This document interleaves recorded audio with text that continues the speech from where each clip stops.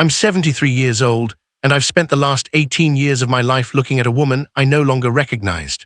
My wife, Margaret, the same woman I married at 25, the same woman who laughed so hard at terrible jokes that she'd cry, the same woman who held our daughter the moment she was born. But somewhere in those 18 years, something fundamental shifted between us, and I never fully understood why until last Tuesday night. It started with a whisper. I remember it clearly because insomnia had become my constant companion. I was lying in the darkness of our bedroom, listening to the hum of the air conditioning, counting my own heartbeats like I used to count sheep as a child. Margaret was beside me, or rather near me. We hadn't truly been beside each other in years. We were two separate continents on the same bed, divided by an ocean of unspoken words and unexpressed grief. Around 3 in the morning, she spoke. At first I thought I'd imagined it. Her voice was so small, so fragile, like it was coming from very far away. "Emma," she whispered into the darkness. "Emma, sweetheart, I'm sorry, I'm so sorry." My body went rigid. I knew that name, of course I knew that name. Emma Maria Polanski, born on a Tuesday in June, died on a Saturday in August, 32 years ago. She would have been 32 years old. She would have had her own life, maybe her own family. She would have been the bridge between Margaret and me instead of the chasm. But here's the thing that stopped my heart. Margaret had never, in 18 years, spoken our daughter's name aloud. Not once.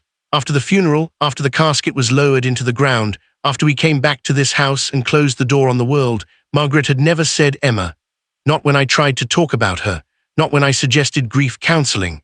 Not when I wanted to plant a garden in her memory or create a scholarship in her name. She had simply stopped speaking about Emma, stopped looking at the photographs, stopped acknowledging she had ever existed. And in trying to honor my wife's apparent need to move forward, I had done the same. Now, in the darkness, with her voice still hanging in the air like a ghost itself, something cracked open inside my chest. I turned slowly, careful not to wake her further. In the weak moonlight filtering through the curtains, I could see her face. She was crying, tears streaming down both cheeks, her mouth moving soundlessly around words I couldn't hear. Her hands were clenched at her sides, and her entire body trembled with the force of whatever dream or memory had seized her. I wanted to reach out. I wanted to pull her close and ask her what was happening, ask her why she was apologizing to our dead daughter, ask her what I'd missed in all these years of careful, measured distance. But something stopped me. Some instinct that told me this moment was sacred, that my wife was in a place I couldn't reach, and that if I broke the spell, she would retreat back into the silence. So I lay there, watching her, and I made a decision. I was going to find out what Margaret had been hiding from me for 18 years. The next morning, I didn't mention what I'd heard. Margaret woke up at her usual time, 6:30, and went through her usual routine. Coffee, black, no sugar, the local news on the television, toast with marmalade. She was a creature of habit, my wife, predictable in almost every way, which should have made it easier to predict her. But I'd realized, over the course of our long marriage, that I'd never truly known her at all. She left for her book club by 9. She always left for her book club on Wednesday mornings. The club met at Linda Carmichael's house 3 blocks away. Linda had been Margaret's friend for 15 years, since we'd moved to this suburb outside of Denver. The club members were nice enough women, all roughly our age, all widowed or nearly widowed by time and circumstance. I waited until her car was out of sight, and then I did something I'd never done before. I invaded her privacy. Our bedroom is small, decorated in soft grays and blues. Margaret had insisted on redecorating after Emma died, and she'd done a thorough job of erasing any trace of the person she'd been before the tragedy. The baby pictures came down. The colorful bedspread was replaced with neutral linens. Even the curtains changed from a cheerful floral pattern to solid blackout shades. I opened her nightstand drawer. There wasn't much in there. A bottle of melatonin, a pair of reading glasses, a paperback mystery novel with a bent spine, nothing suspicious, nothing revelatory. I felt a twinge of guilt. I was violating her trust, even if she no longer seemed to value trust between us, but I pushed forward. The dresser yielded more of the same: underwear, socks, a cashmere sweater carefully folded in tissue paper. Nothing, everything in our lives had become so sanitized, so empty of meaning. But then I tried her closet. Margaret's closet is organized with the kind of precision that speaks to obsessive tendencies. Everything hangs in perfect rows, arranged by color and then by season. Her shoes are lined up on a rack, heels on one side, flats on the other. I'd never really looked at her closet before. It was simply Margaret's space, and I had respected that boundary. Now I pushed past the hanging clothes, running my hands along the back wall, checking for a loose panel or hidden compartment like some character in a mystery novel. And that's when I found it, a box, small and flat, pushed into the corner behind her off-season clothes. My hands shook as I pulled it out. The box was made of heavy cardboard, the kind that important documents come in. It had no label. Inside, I found what appeared to be the carefully preserved archive of a life. There were photographs, dozens of them, all in chronological order. Emma as a newborn, swaddled in a pink blanket, her tiny face screwed up against the brightness of the hospital room. Emma at 1 month, at 3 months, at 6 months. Emma's first smile, captured on Margaret's phone, her face visible in the mirror of Emma's expression. Emma's first birthday, with frosting all over her face, laughing at something I couldn't see.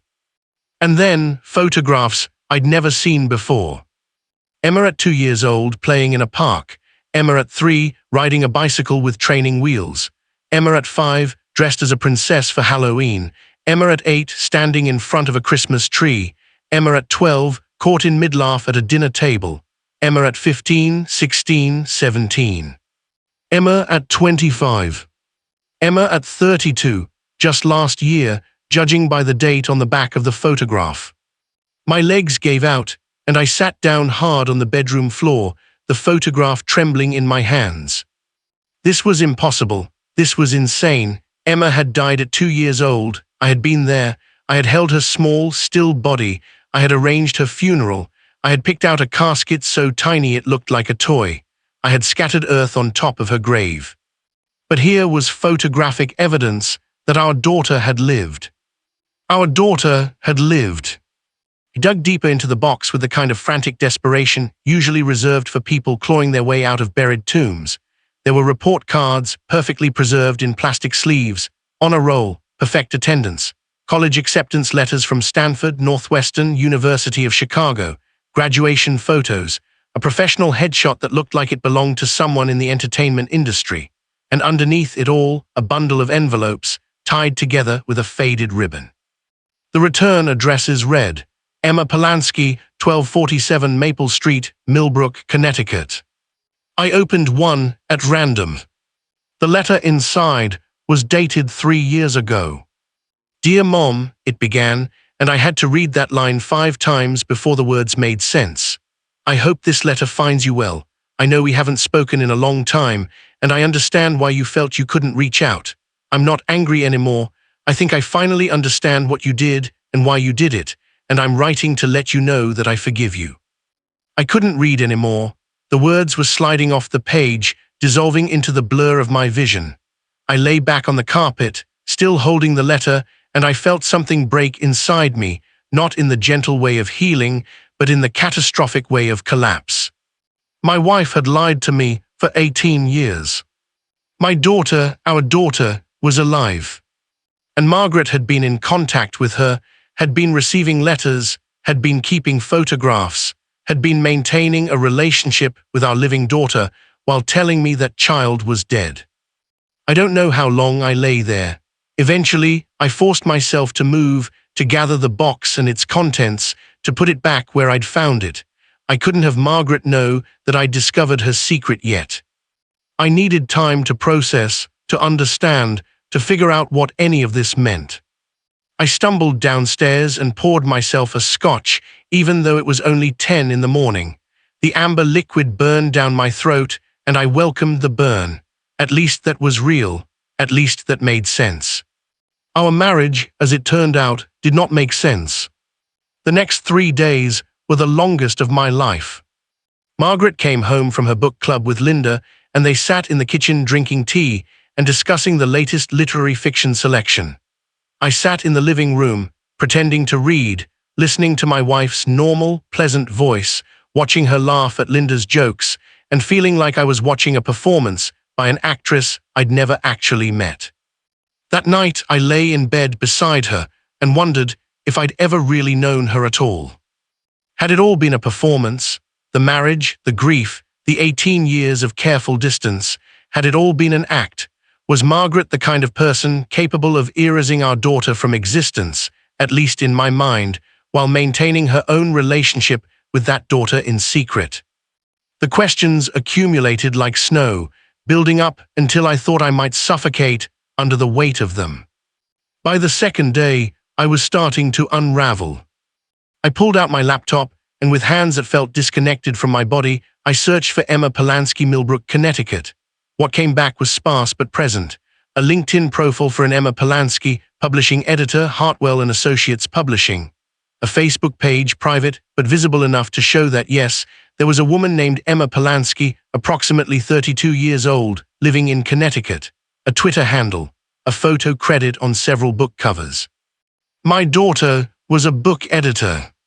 I laughed, actually laughed, at the absurdity of it. Margaret's entire life revolved around books. She was in a book club. She volunteered at the library. She read constantly, religiously, and Emma had become an editor. The universe had a dark sense of humor. I found the Hartwell and Associates website, and there was Emma again, in the Our Team section. The professional headshot I'd found in Margaret's box. The biography beneath it read, Emma Polanski has been in the publishing industry for 8 years, specializing in contemporary fiction and memoirs. She graduated from Northwestern University with a degree in English literature and previously worked as an editorial assistant at Penguin Random House in New York. When she's not reading, Emma enjoys hiking, cooking, and spending time with her family. Her family. Did Emma have a family, a husband, children, siblings perhaps that I didn't know about? Was there a whole branch of my family tree that had grown without me, invisible to me, kept from me by the woman I'd shared a bed with for 48 years? I closed the laptop before I could do something stupid, like send her an email or try to call her. That's not how this should happen. That's not how I wanted to find my daughter again, if that's what was going to happen. This needed to happen in person. This needed to happen with truth and honesty and all the messy, difficult emotions that such a conversation would entail. I needed to go to Millbrook, Connecticut. By the third day, I'd made arrangements. I told Margaret I was going on a business trip. A lie nested inside the comfort of routine. She accepted it without question, because I hadn't lied to her in 48 years. Or maybe I had, I thought bitterly. Maybe I'd been lying every day by accepting her version of our daughter's death, by not pushing when she refused to talk about Emma, by allowing her to rewrite our family history. I booked a flight under the pretense of visiting an old colleague in Boston. I rented a car. I printed out directions to 1247 Maple Street, Millbrook, Connecticut, though of course I could have just used GPS. I think I wanted the physical documentation, proof that this was real, that I was actually doing this. On the morning of my departure, Margaret kissed me goodbye at the door like always. A small kiss, perfunctory, the kind couples give each other after decades of marriage when they've run out of passion and have only habit left to sustain them. "Drive safely," she said. I wanted to ask her about Emma. I wanted to scream at her. I wanted to demand to know what could possibly justify keeping our living daughter from me. I wanted to understand how she could have lain beside me night after night, year after year, carrying this secret, this enormous, life-altering secret, and never once let it slip. Instead, I said, "I will." And I left. The flight to Boston was a red-eye, and I spent the entire 6 hours in a state of fractured consciousness, drifting between sleep and wakefulness, between hope and terror. What if Emma didn't want to see me? What if Margaret had poisoned her against me? What if she'd told Emma that I was the one who didn't want contact, that I was the one who couldn't bear to be near her? The rental car was a forgettable sedan, the kind of vehicle designed to blend into traffic and memory alike. I drove from Boston to Connecticut, following the GPS through an autumn landscape painted in golds and reds and browns.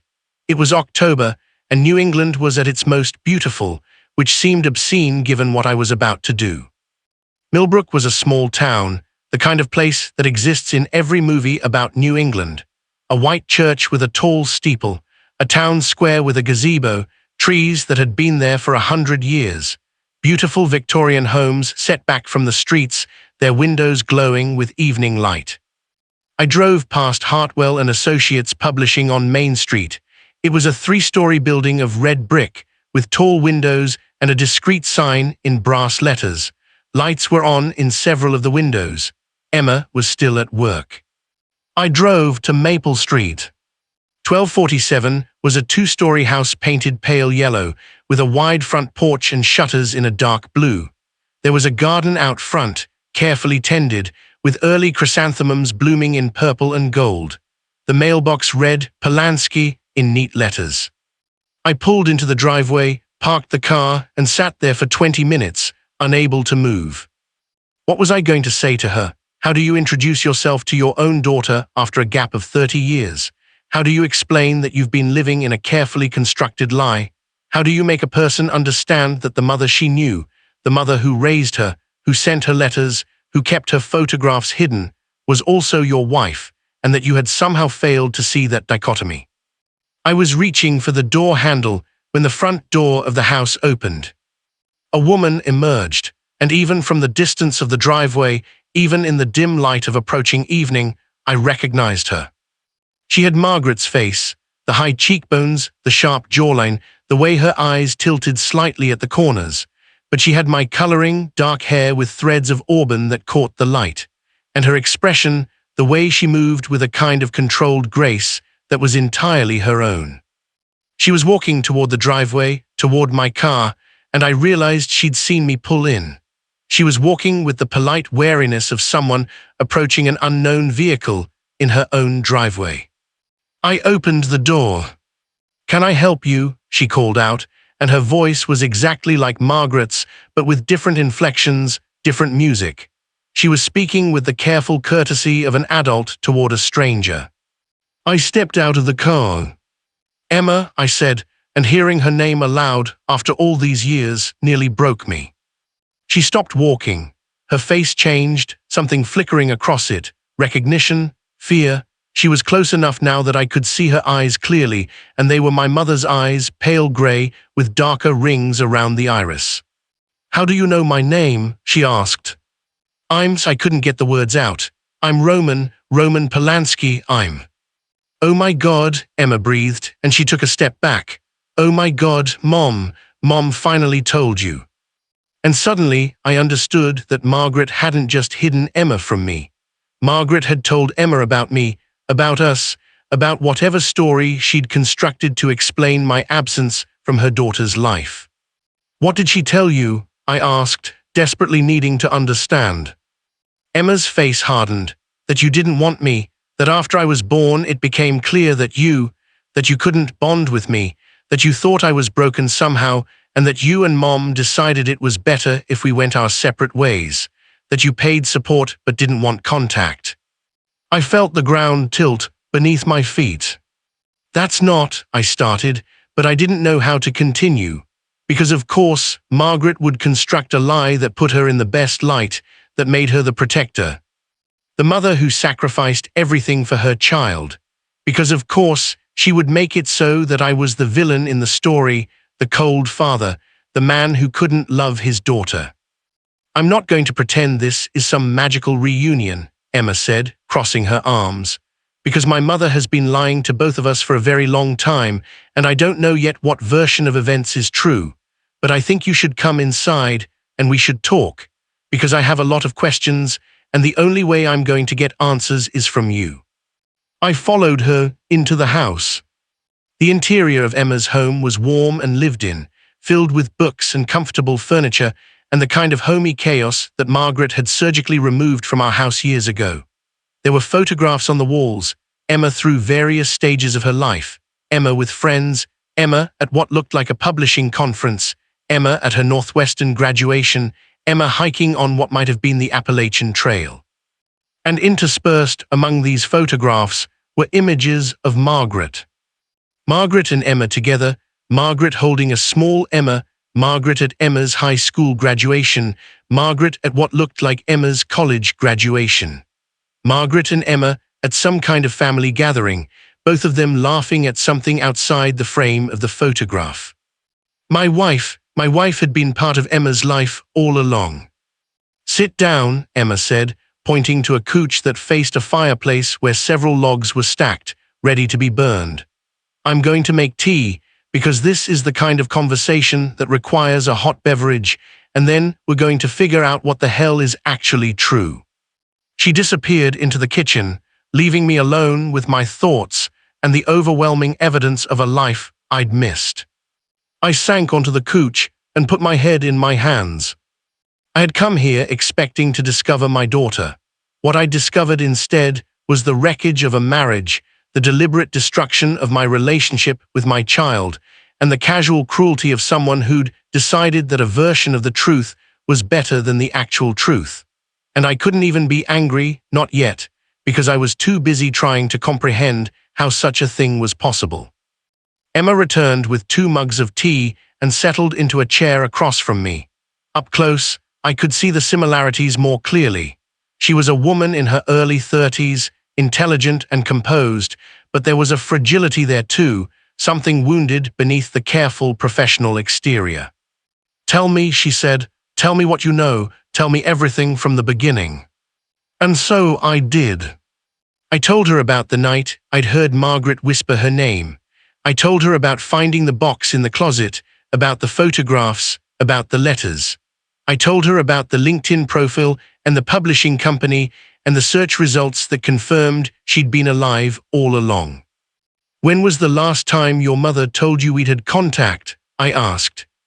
"About 2 weeks ago," Emma said. "She called me on my birthday. We have dinner once a month, and we email regularly. She's been very careful about maintaining our relationship, very intentional about it. She never pushed me to try to contact you, but she always seemed sad when your name came up. I assumed you were the one who didn't want anything to do with me." "I didn't even know you were alive," I said. "Your mother told me you died when you were 2 years old. A car accident. We buried you. There was a funeral." Emma set down her tea very carefully. "What?" "She said you died in a car accident. I was there. I helped choose the casket. I went to your funeral. I grieved." I couldn't continue. The weight of the lie was too much, too enormous, too cruel in its implications. "But that's not possible," Emma said slowly. "I was born in a hospital. I have a birth certificate. I have photographs from my first birthday." "When were you born?" I asked. "June 15th, 1992. You can verify it with—" She stopped. "Mom changed my last name to match hers, didn't she? At some point, you wouldn't be able to find records under our name." "I don't understand," I said, though I was beginning to. "Tell me exactly when my mother said I died," Emma said. "August 20th, 1994. You were 2 years and 2 months old." Emma got up and walked to a bookshelf where she pulled down a photo album. She opened it and pointed to a date written on one of the pages in careful handwriting. "August 20th, 1994, she read. "Emma's 3rd birthday party. Look at the pictures, Dad, look at me. I was 3 years old. I was alive." I looked at the photographs Emma was showing me. A small girl, dark-haired, gap-toothed, covered in birthday cake. Margaret, younger but clearly Margaret, laughing. A banner reading, "Happy Birthday, Emma," strung across what looked like a backyard. "She told you I was dead," Emma said quietly. "She created an entire fiction around my death, and she raised me in another state, under my mother's maiden name, and she never told you the truth." I stood up and walked to the window, unable to look at Emma's face because I was falling apart, and I didn't want her to see it. "Why?" I asked the darkness outside. "Why would she do that?" "I think," Emma said carefully, "that I need to tell you the story my mother told me, and then we can try to figure out what was real and what wasn't." I turned back to her. "Tell me." Emma took a breath. She said that after I was born there were complications. I had some kind of developmental issues, something that made it difficult for me to bond with my father. She said that you were a good man, fundamentally a good man, but that you couldn't handle having a child with special needs. She said you became distant, cold, that you resented me. She said it was destroying the family, and so you two decided together that it would be best if we went away. She said you set up a trust fund, that you paid for my care and education, but that you couldn't see me because it was too painful for you. None of that is true, I said. I know that now, Emma said, because I've seen your reaction just now, and I can see that you had no idea I was alive. So the question becomes, what actually happened? I thought back to those early days after Emma was born. I was young, only 25, suddenly a father, suddenly responsible for a small human being. Emma had been a normal baby, as far as I could tell. She cried, she ate, she slept. She was healthy, her development seemed normal. Except, there had been a period, a few weeks after she was born, when Margaret became obsessed with Emma's development. Every milestone was monitored carefully. Every laugh, every movement, every moment of connection was catalogued and analyzed. And I remember Margaret becoming increasingly anxious, increasingly convinced that something was wrong, that Emma wasn't developing properly, that she was missing some essential quality that made her fully human.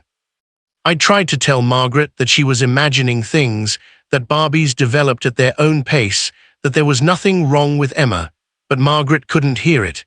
She was convinced that something was fundamentally broken in our daughter. And then, one day, Margaret said she was going to take Emma to visit her mother in Connecticut.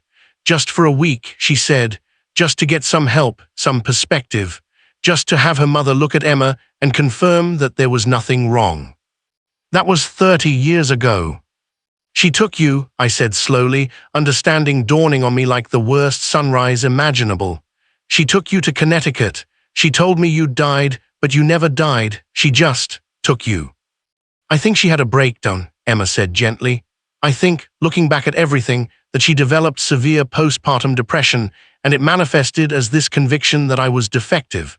And when you wouldn't validate that belief, when you kept trying to tell her that I was fine, she decided that the only way to fix the situation was to disappear, to take me away and reconstruct a version of events that made sense to her. She told me there was a funeral, I said. I remember the funeral. Did you see my body? Emma asked quietly. I thought back, had I? The casket had been small, so small it looked like a toy. Had I actually opened it and looked at the body inside, or had I simply assumed? It was a closed casket, I said. It's a funeral tradition, she said. Young children should remember the person as they were, not as they are in death. My mother is creative, Emma said. I'll give her that. We talked for hours that night.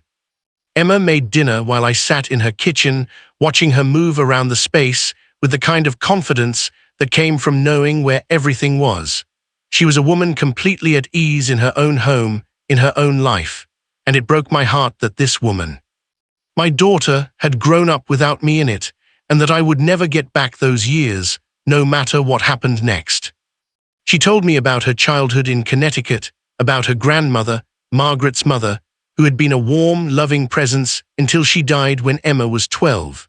She told me about school, about friends, about the way her mother had carefully constructed a narrative where I was the absent father who didn't want her, and how Emma had internalized that story, had made it part of her identity. I was angry for a long time, Emma told me as she stirred sauce on the stove. I was angry that you didn't want me, that I wasn't enough for you, and I carried that anger into every relationship, every friendship. I assumed I was fundamentally unlovable because my own father didn't want to know me. That's not true, I said. I would have wanted you, I would have loved you. I know that now, Emma said, because when I turned 18 and started asking more questions, my mother finally broke down and told me a different version of the story. Not the full truth, not the real truth, but closer. She told me that she'd had a breakdown, that she'd run away with me because she was afraid you would take me away from her, that she'd convinced herself that this was what had to happen. Why didn't she come back? I asked. Why didn't she contact me? Because, Emma said, turning to face me with tears in her eyes, by the time she was in a place where she could have come back, she'd constructed an entire alternate life. She'd gotten her GED, she'd gotten a job, she'd built a community, and she was terrified of what would happen if she told you the truth. terrified that you would be furious, that you would hate her, that you would demand I come back to Colorado with you, and that I would resent being uprooted from the only home I'd ever known. I felt something break inside me, some fundamental assumption I'd been making about Margaret, about our marriage, about the woman I thought I'd known. So she just decided never to tell me, I asked. She decided that I should spend the rest of my life thinking my daughter was dead. She told me she tried, Emma said. Years ago, she said she tried to tell you, but you were so grief-stricken, so traumatized by the idea of me being dead, that she couldn't bring herself to shatter that narrative. She said she was protecting you from the pain of knowing that she'd taken me, that she'd hidden me. That's not protecting me, I said bitterly. That's lying to me. That's violating my fundamental right to know whether my child is alive or dead. Yes, Emma agreed. Yes, it is, and I'm angry about it too. I'm angry at her for doing it. I'm angry that I lost 30 years with you. I'm angry that I grew up thinking I was unlovable. But I'm also trying to understand her, because she's still my mother, and I still love her, even though she did something unforgivable. I didn't have Emma's grace, her ability to hold both anger and love in the same heart. All I could feel was betrayal, vast and consuming, a tide that threatened to sweep away everything I thought I understood about my life. We ate dinner that night, Emma and I, my daughter and I, strangers who shared half their genes and an entire lifetime of secrets. And we talked about the things we'd missed, Emma's college years, her entry into the publishing world, her friendships, her relationships.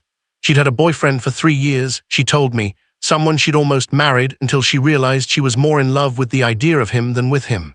She'd never had children, but she thought maybe someday she would. I always thought about you, she said. When I thought about having kids, I wondered if you'd ever want to be a grandfather, and it made me sad, thinking that was probably never going to happen. Maybe, I said carefully, it could still happen. Maybe we could still have a future, even if we can't change the past. Emma smiled, and it was a sad smile. Maybe, but there's something we need to do first. What's that? We need to talk to my mother, we need to hear her side of the story, and we need to decide what happens next.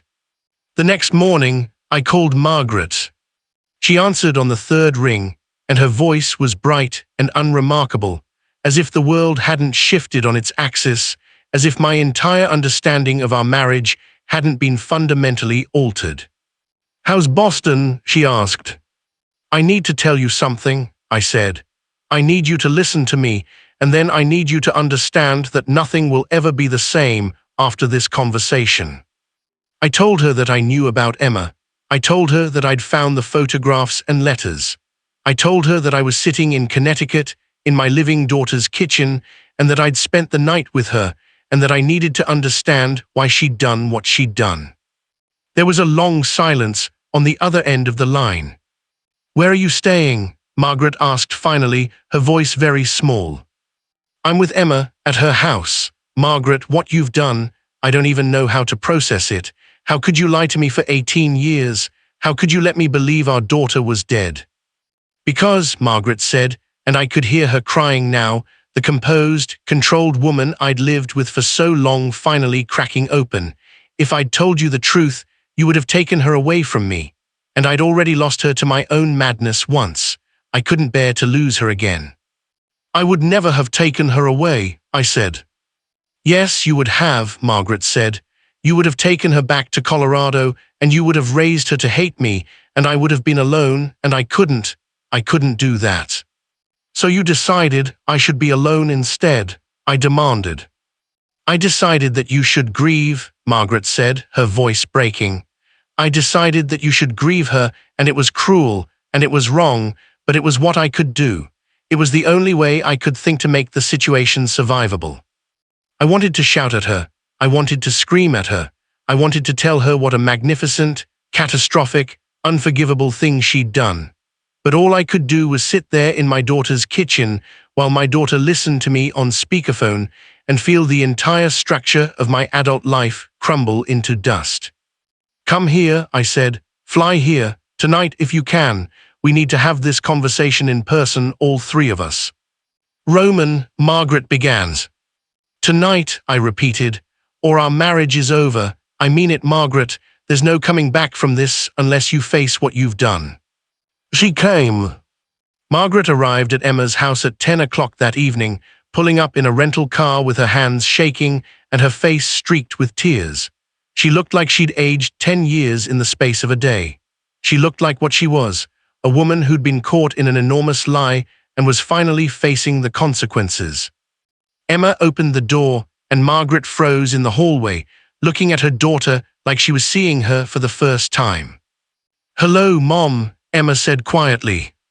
Margaret made a sound, something between a cry and a gasp, and suddenly she was crossing the room and pulling Emma into her arms, and both of them were crying, and I found myself turning away because this was a moment between mother and daughter, something sacred and private that I had no right to witness.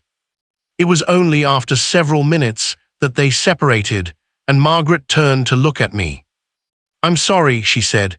"I've been saying those words for 18 years, to Emma, in my sleep, to God, to anyone who would listen. I'm sorry, I'm so sorry. I don't expect your forgiveness. I don't deserve it. But I need you to know that I've been drowning in regret every single day of my life since I did this."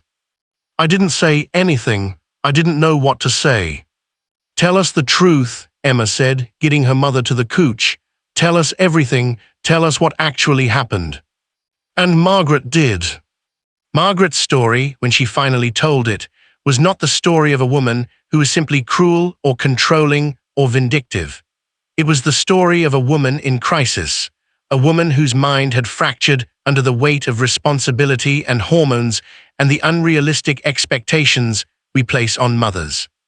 She had experienced severe postpartum depression after Emma was born, though of course no one was calling it that in 1992. The doctors had wanted to prescribe medication, but Margaret had been too terrified of the side effects. She'd been determined to be a perfect mother, and a perfect mother didn't need medication. A perfect mother just needed to try harder. Emma had been a normal, healthy baby, but in Margaret's mind, after the pregnancy hormones and the insomnia and the obsessive worry that comes with new motherhood, Emma had become the focal point of all her fears and doubts. She'd convinced herself that something was wrong with Emma, that their daughter was broken in some fundamental way. "You kept telling me it was fine," Margaret said, looking at me with haunted eyes. "You kept telling me I was imagining things, that Emma was developing normally, that there was nothing wrong with her. And that made it worse, because I thought you didn't see what I saw. I thought I was going crazy." She had gone to visit her mother, planning to stay just a week. But after a week, Margaret couldn't bring herself to go back. Her mother had looked at Emma and confirmed that she was a beautiful, perfectly normal child. But by then, Margaret had already decided that she couldn't go back to Colorado, couldn't go back to a husband who didn't understand her, couldn't go back to a life where she was alone with her delusions. Instead, she'd decided to stay. She'd called me on day 10 and said she needed more time. On day 20, she'd said the same thing. And on day 30, she'd realized that she couldn't go back, not ever, because admitting what she'd done would destroy everything. So she'd constructed a lie. She told me that Emma had died in a car accident, a semi-truck hitting my car while she was driving. She'd said she'd been the one driving. She'd said Emma had died in her arms. She'd said the grief was so overwhelming that she couldn't come home, that she couldn't face the scene of the accident or the life we'd had before. "I knew you would call the hospital," Margaret said. "I knew you would try to verify the story, so I called a hospital in Connecticut and paid someone, a nurse who was desperate for money, to confirm that Emma had been admitted with severe injuries and hadn't survived. I paid her to lie for me. I created false death certificates. I manipulated Social Security records." "How did you manage that?" I asked, incredulous. "I had help," Margaret said. "My mother was horrified by what I'd done, but she helped me anyway. She helped me create a new life for Emma, new name, new records, new everything. I told myself it was temporary, that I'd come clean eventually. But time passed, and the lie got bigger and deeper, and I couldn't figure out how to untangle it without destroying everyone." Emma sat very still during this entire recitation, her hands clenched together in her lap. "You lied about him," Emma said quietly. You told me that Dad didn't want me. You told me that he was the reason we had to leave. You made me hate him, and he didn't deserve that." Margaret flinched. "I know, I've regretted that every single day of your life. When you were old enough to understand, I wanted to tell you the truth, but by then I'd built up this entire narrative, and I was terrified that if I told you the truth, you'd hate me instead. And I couldn't bear that. I couldn't bear losing you twice." "Well, congratulations," Emma said, her voice sharp and cold in a way I'd never heard from her. "You managed to lose both of us. You lost Dad because you lied to him for 18 years, and you lost me because even though I know the truth now, I don't know if I can forgive you for what you did to him, and I don't know if I can trust you again." Margaret made a sound like she'd been physically struck. "I'm going to my room," Emma said, standing up. "I need some time to process this. Both of you need to figure out what you're going to do with your marriage, because I'm not going to be the piece that holds it together. That's not fair to me, and it's not fair to either of you." She left us alone in the living room, Margaret and me, with nothing but the wreckage of our marriage between us. We didn't sleep that night. Instead, we sat in Emma's living room, the living room of the daughter Margaret had hidden from me for 30 years, and we tried to untangle the knot of our marriage. "I don't know how to forgive you," I said. "I don't know if I can." "I don't expect you to," Margaret said. "I've spent 18 years knowing that I've done something unforgivable. I've spent 18 years living with the knowledge that I've robbed you of your daughter and that I've lied to you in the most fundamental way. I wouldn't forgive me either." "Why?" I asked again, the question I'd been asking myself over and over again. "Why couldn't you just come home and get help? Why couldn't you tell me the truth and let's figure it out together?" Margaret looked at me, and her eyes were the eyes of someone who had traveled to the depths of human despair and back again. "Because I was sick," she said. "My mind was fractured. I was experiencing something I didn't have words for back then, something that would probably be diagnosed as postpartum psychosis if it happened now. And in the grip of that sickness, I made a choice. I chose to believe the worst thing I could about myself and our daughter, and I chose to run from it instead of facing it. And once I'd run, I had to keep running, because the only way to make the lie survivable was to keep it, to never acknowledge it. To let time and distance and constructed narratives make it feel like a reasonable thing to have done." "It wasn't reasonable," I said. "No," Margaret agreed. "It wasn't. It was the most unreasonable, destructive thing I've ever done, and I've lived with that knowledge every single day. I've lived it in the silence between us. I've lived it in the way I couldn't talk about Emma. I've lived it in the distance I put between us, because deep down, I knew that if you got too close, you'd see through the lie. You'd realize that there was no way a truly grief-stricken person would avoid the subject so completely. You'd realize that grief and silence don't usually go hand in hand." I stood up and walked to the window. Outside, the Connecticut darkness was complete and absolute, the kind of darkness you only find far from cities. "I don't know what happens now," I said. "Neither do I," Margaret said, "but I think Emma deserves to have both of us in her life, if she's willing to have us. I think you deserve the chance to be a father to her, finally, and I think maybe, if we're very lucky and very careful and very honest, we might be able to salvage something from the wreckage of what I've done." "That doesn't seem possible," I said. "Neither did my finding you and Emma and finally telling the truth," Margaret said. "So maybe we just take it one day at a time and see what's possible." Emma came downstairs at dawn, looking like she hadn't slept either. "I need to ask you something," she said, looking at me. "And I need you to answer me with absolute honesty, because I'm tired of lies." "Anything," I said. "Do you want to be part of my life?" she asked.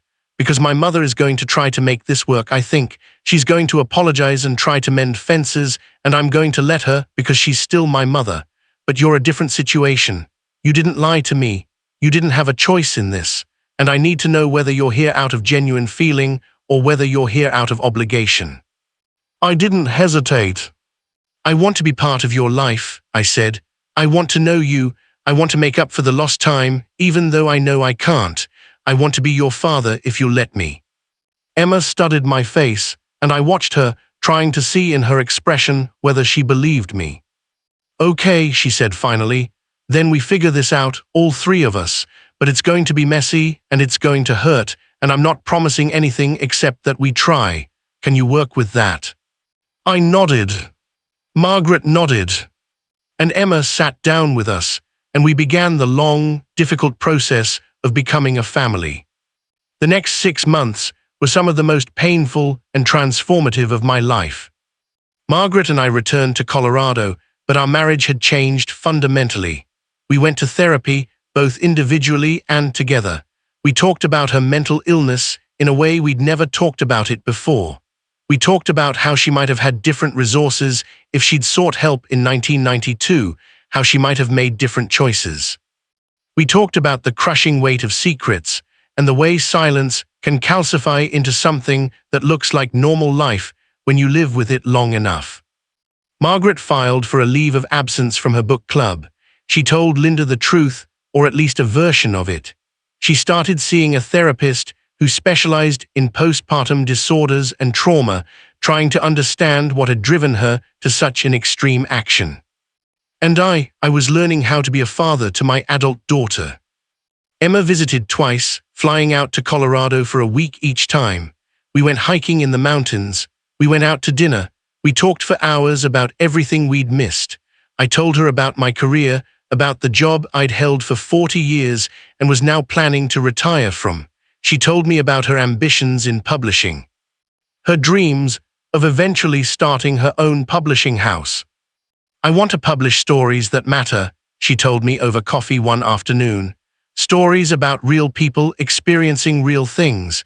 I think there's not enough space in publishing for the kind of stories that show the complexity of human life, the moments where people break and heal and break again."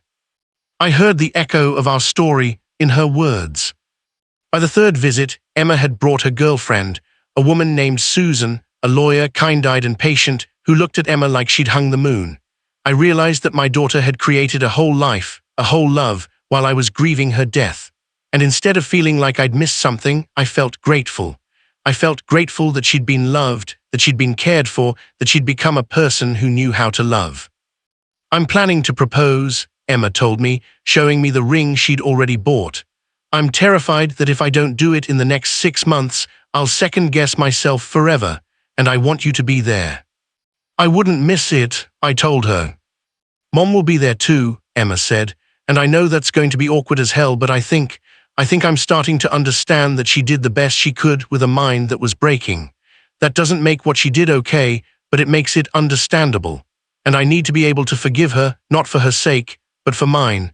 I can't carry this much anger and still be happy." I understood what she was saying. I was beginning to understand it myself. By month 4, something had shifted between Margaret and me. We weren't back to what we were before. That version of our marriage was dead, and I didn't think either of us wanted to resurrect it. But we were becoming something new. We were becoming people who had survived a catastrophe together and were finding that survival required a kind of honesty we'd never managed before. One night, Margaret told me that the reason she hadn't wanted to talk about Emma for 18 years wasn't just about the lie, but about the guilt. Every time our daughter was mentioned, it felt like the lie was threatening to crack open. Silence felt safer than words. "When you try to talk about her, to remember her," Margaret said, "I would panic. Because I was terrified that if we started remembering, if we started going through the old photos or telling stories about her, I wouldn't be able to maintain the fiction. I'd break. And if I broke, it would destroy everything." "Why not just tell me?" I asked. "Because I was a coward," Margaret said simply. "Because in all the years that passed, telling the truth became increasingly impossible. Because I'd built an entire life on the lie, and I was terrified of it all crumbling down. Because I thought if you knew what I'd done, you'd hate me, and I couldn't survive that." I reached over and took her hand. "I do hate what you did," I said, "but I'm beginning to understand why you did it, and maybe that's the first step toward forgiveness." She cried then, the kind of tears that come from deep inside, from a place where guilt and regret have been festering for years. I held her while she cried, and I cried too, and we were both grieving the lost years, grieving the family we might have been, grieving the versions of ourselves we could never be again. But we were also, I realized, beginning to heal. The wedding was held in October, a year after I'd first knocked on Emma's door. It took place in a small venue in Connecticut, and I walked Emma down the aisle. Margaret sat in the front row, tears streaming down her face. Susan's family filled the other side of the chapel, and I realized that my daughter had built this community while I was ignorant of her existence. But I was here now. I was finally here.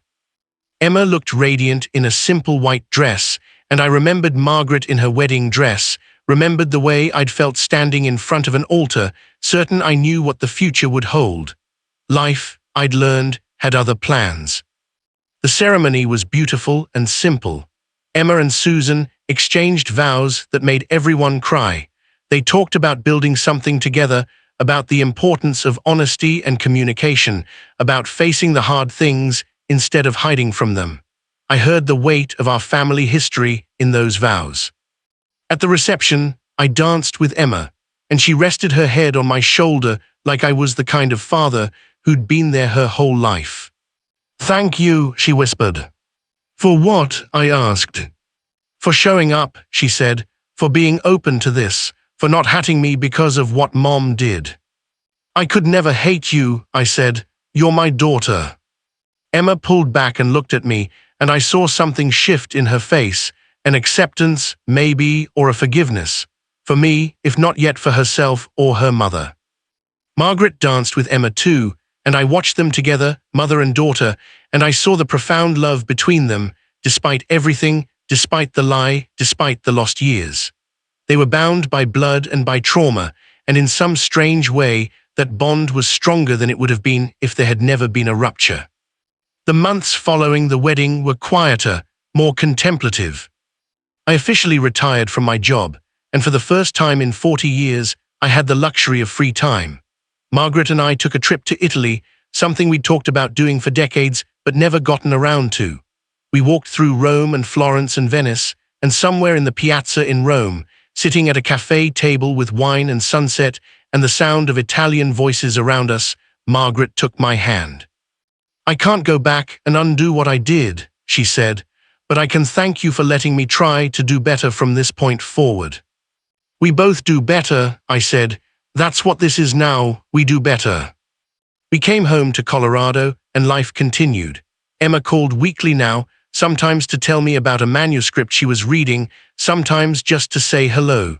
She and Susan bought a house, and they invited both Margaret and me to the housewarming party. I helped Emma paint the walls of what would become Susan's home office.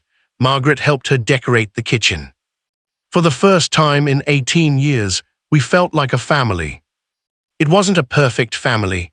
There were still moments when something would trigger the trauma, when Margaret would cry, or when Emma would pull back slightly, reminded of what she'd lost. There were conversations we still needed to have, forgiveness that still needed to be given. But we were trying, we were showing up. We were choosing to do the hard thing instead of taking the easy way out. On what would have been Emma's 34th birthday, the day Margaret had told me she was dead, we did something new. Margaret and I met Emma and Susan at a botanical garden, and we spent the afternoon together, walking through the gardens, pointing out flowers, eating ice cream. There was no sadness to the day, no shadow of grief. Instead, there was gratitude. Gratitude that Emma was alive. Gratitude that we'd been given a second chance.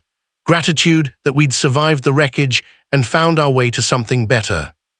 That night I wrote in my journal, 34 years ago, I was told my daughter died.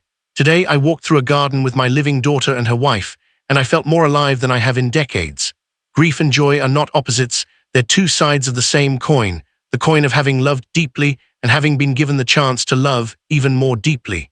I don't know if I've forgiven Margaret completely. I don't know if I'll ever completely forgive myself for not pushing harder to find the truth. But I do know that we're all here now, all together, and that matters more than anything else. It's been 5 years now since I knocked on Emma's door in Connecticut. Margaret and I are still married, though we've had to renegotiate everything about what that means. We're more honest now, more vulnerable, less afraid of the difficult conversations. We go to therapy regularly. We have dinner with Emma and Susan once a month, and we take vacations together. Margaret has become a grandmother to Emma and Susan's adopted children, twins, a boy and a girl, both 4 years old. I'm a grandfather. That's something I didn't think would ever happen. Emma's publishing house got off the ground 2 years ago. She publishes books about real people, real lives, real struggles. Last year, she published a memoir by a woman who'd experienced postpartum psychosis, and the book became a bestseller. Margaret wrote a blurb for the back cover. She wrote about the way mental illness can distort perception, about the importance of seeking help, about the power of forgiveness. She included her own story, briefly, in that blurb. It was the first time she'd publicly acknowledged what she'd done. The reaction was overwhelming. Mental health professionals praised the book. Mothers who'd experienced postpartum depression or psychosis reached out to Emma, telling her how important it was to have their experiences validated, to know that they weren't alone. Margaret's blurb generated conversations about the importance of mental health resources for new mothers, about the way shame and fear can keep people trapped in cycles of secrecy. Something good came out of something terrible. That doesn't erase the terrible, but it adds meaning to it. Sometimes I still think about the man I was before I heard Margaret whisper Emma's name in the darkness. I think about all the missed years, all the moments I could have had with my daughter. I think about the childhood I could have been part of, the mistakes I could have made as a young father, the relationship we could have built from her first breath. Those years are gone. I'll never get them back. But I've learned something in the years since. The time we have now matters more than the time we've lost. The fact that I get to know Emma as an adult, as a woman, as a publishing entrepreneur, as a wife, as a mother to those wonderful twins, that matters.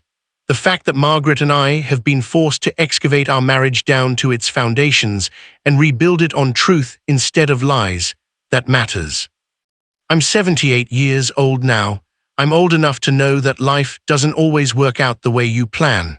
I'm old enough to know that people are complicated, that mothers aren't perfect, that forgiveness isn't about forgetting, it's about choosing to move forward anyway.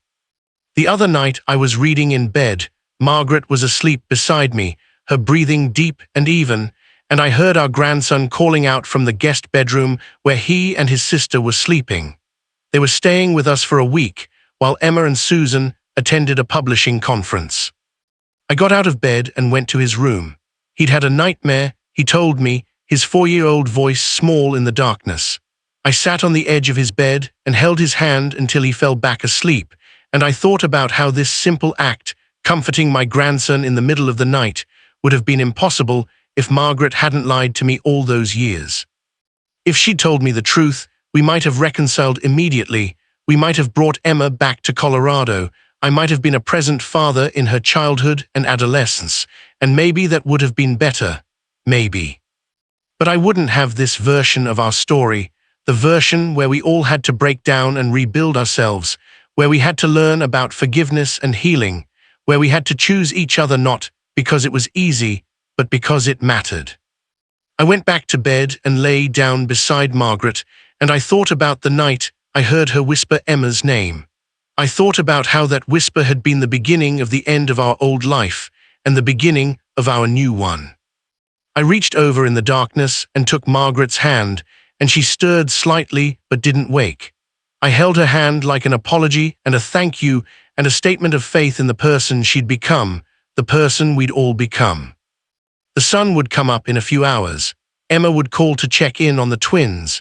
My grandson would wake up with no memory of his nightmare, asking for breakfast and cartoons and his grandfather's attention. Margaret would make coffee and read the news. We would move through our day like a family, like people who'd been given a second chance and were determined not to waste it.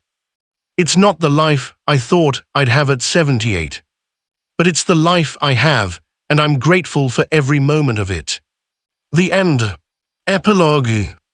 I've been thinking about writing this all down for 2 years now. Emma suggested it, actually. She said that my story, our story, was one that needed to be told, because there are other people out there who have been lied to, who have lost years, who have been carrying grief for something that might not be what it seemed. She said that my journey from despair to hope, from rage to understanding, might matter to someone. So I'm putting this here, on this platform where people share their deepest truths. I'm putting it here because Margaret and I are still learning how to be honest, still learning how to build something real from the wreckage of what we destroyed. And maybe, just maybe, someone reading this will recognize themselves in our story. Someone will understand that forgiveness isn't about forgetting, that healing isn't about pretending the hurt never happened, that love is complicated, and sometimes it requires us to do the hardest thing we've ever done. To show up, to be honest, to choose each other even when it would be easier not to. Emma's twins are asleep upstairs. Margaret is reading in the other room. In the morning, I'll make breakfast and watch my grandson construct an elaborate building out of blocks while his sister narrates an imaginary story. I'll be grateful for it, for all of it, for the broken parts and the healing parts and everything in between. Because my daughter didn't die 34 years ago. She lived. And now, finally, so do I.